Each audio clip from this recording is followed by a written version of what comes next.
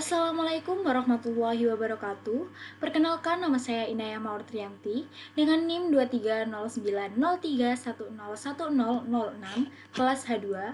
Di sini saya akan menjelaskan materi dari slide 1 sampai slide 17. Pada bagian awal, menjelaskan konsep dasar mengenai pemeriksaan pajak, yaitu suatu rangkaian kegiatan untuk menghimpun dan mengolah data, keterangan, serta bukti secara objektif berdasarkan standar pemeriksaan.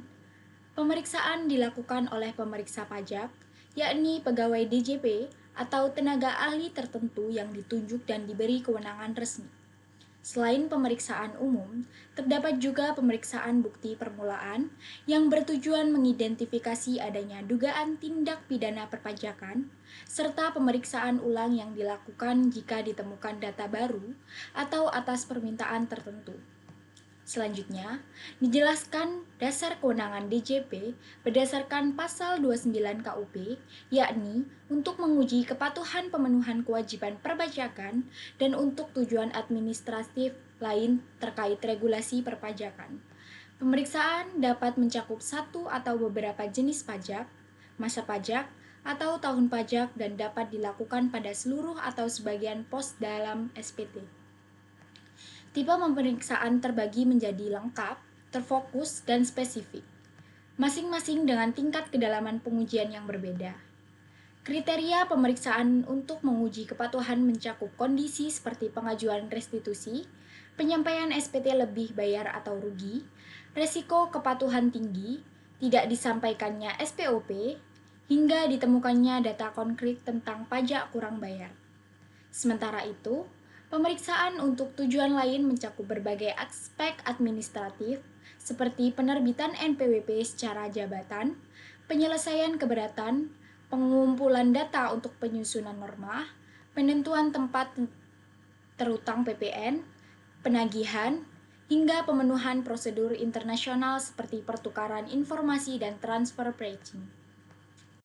Dokumen kemudian menjelaskan standar pemeriksaan yang meliputi standar umum, kompetensi, dan integritas pemeriksa, standar pelaksanaan, pengujian dengan metode dan teknik pemeriksaan, serta pelaksanaan di lokasi yang diperlukan, serta standar pelaporan, penyusunan laporan hasil pemeriksaan berdasarkan kertas kerja pemeriksaan. Mengenai jangka waktu pemeriksaan lengkap maksimal dilaksanakan dalam 5 bulan, pemeriksaan terfokus 3 bulan, dan pemeriksaan spesifik 1 bulan. Setelah SPHP diterbitkan, terdapat waktu 30 hari untuk menyelesaikan pembahasan akhir hingga laporan selesai. Secara umum, tidak ada perpanjangan waktu, kecuali untuk kasus tertentu seperti pemeriksaan grup usaha dan transaksi transfer pricing yang dapat diperpanjang hingga 4 bulan. Pemeriksaan untuk tujuan lain memiliki batas waktu 4 bulan tanpa perpanjangan. Bagian lain menguraikan hak dan kewajiban baik bagi pemeriksa pajak maupun wajib pajak. Pemeriksa wajib menunjukkan identitas dan surat pemeriksaan, memberikan penjelasan mengenai tujuan pemeriksaan, menyampaikan temuan, serta menjaga kerahasiaan informasi. Pemeriksa berhak meminjam dokumen, mengakses data elektronik, memasuki tempat usaha, hingga melakukan penyegelan apabila wajib pajak tidak kooperatif. Di sisi lain, wajib pajak berhak menerima penjelasan, menghadiri pembahasan temuan, mengajukan saksi atau ahli, mengajukan keberatan atas temuan, serta menyampaikan tanggapan atas SPHP. Wajib pajak juga berkewajiban menyediakan dokumen, data elektronik, serta memberikan akses dan bantuan selama pemeriksaan berlangsung.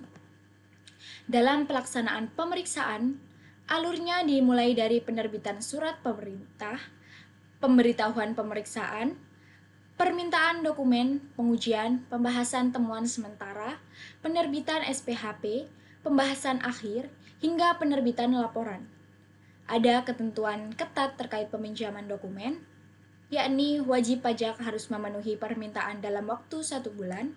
Bila tidak dipenuhi, proses akan berlanjut ke surat peringatan dan berita acara ketidakpatuhan yang pada akhirnya dapat menyebabkan pemeriksaan dilakukan secara jabatan. Selanjutnya, Menegaskan kewenangan pemeriksa untuk melakukan penyegelan apabila wajib pajak menolak akses atau tidak berada di tempat. Jika wajib pajak menolak atau dianggap menolak diperiksa, mereka harus membuat surat pernyataan penolakan, dan konsekuensinya dapat berupa penetapan pajak secara jabatan atau pengusulan pemeriksaan bukti permulaan.